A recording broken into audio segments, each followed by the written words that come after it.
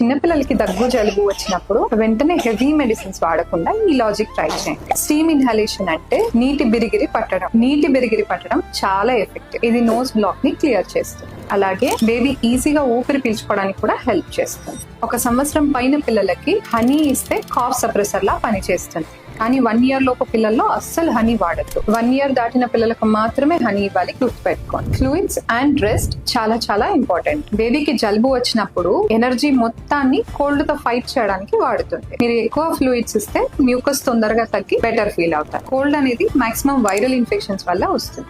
So 3 to 5 days మనం బాడీకి rest ఇస్తే న్యాచురల్ గానే తగ్గిపోతుంది. అర్జెన్సీ ఉంటే మాత్రమే, అంటే వార్నింగ్ సైన్స్, ఆయాసం ఉంటే తొందరగా డాక్టర్ ని కన్సల్ట్ అవ్వండి.